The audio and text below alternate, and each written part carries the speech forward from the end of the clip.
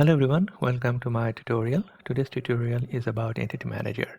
As the name defines, Entity Manager is something that manages the entity within the persistence context. So we have a persistence context, which is the cache. That means the data is now residing in a temporary location, and Entity Manager is something that manages those data. So we need to now understand, or we need to know the definition of the Entity Manager. As defined by Oracle, an Entity Manager instance is associated with a persistence context. A persistence context is a set of entity instances in which for any persistent entity identity there is a unique entity instance. Within the persistence context, the entity instances and their lifecycle are managed. The Entity Manager API is used to create and remove persistent entity instances, to find entities by their primary key, and to query over entities. So that means the Entity Manager is coming along with some methods, which I'm going to discuss shortly. And within these methods, the Entity Manager is doing what? The managing the life cycle of the entity. And what the life cycle means that when the entity is created, how it is managed, how it is destroyed, and how it is saved. So all these things are part of the job of the Entity Manager is doing. The set of entities that can be managed by a given Entity Manager instance is defined by a persistence unit. A persistence unit defines the set of all classes that are related or grouped by application, and which must be co-located in their mapping to a single database. So once we know the Entity Manager, we need to know that how to create it, and we can see that we can create it from the Entity Manager factory. So the Entity Manager factory is invoking the persistence class, and then it's invoking the create Entity Manager factory method out of it, and then we are passing on the instance name. And then from that Entity Manager factory instance, we are getting our Entity Manager. Now we need to remember that each call, the create Entity Manager method will return a new application managed Entity Manager. And we need to make sure that only one instance of Entity Manager is running.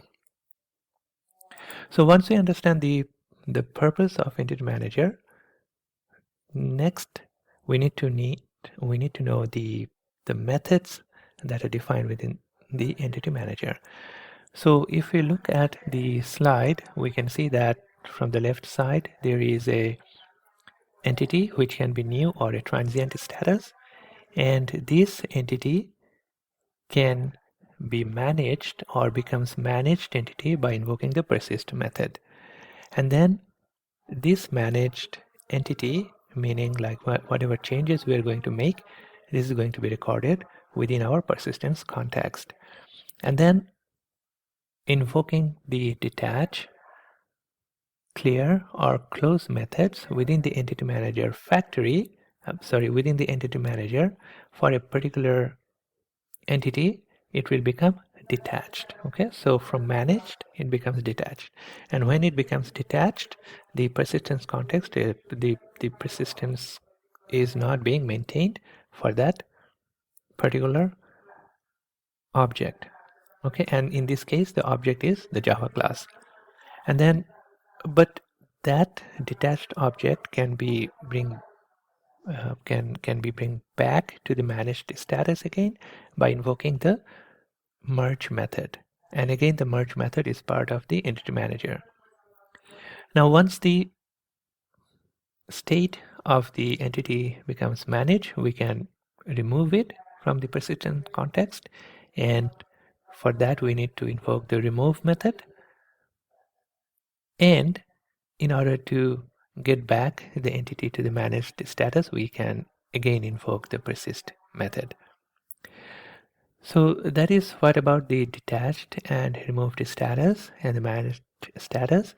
Now, in order for the managed status or the managed entity, if we are going to do some database queries, we have several other methods.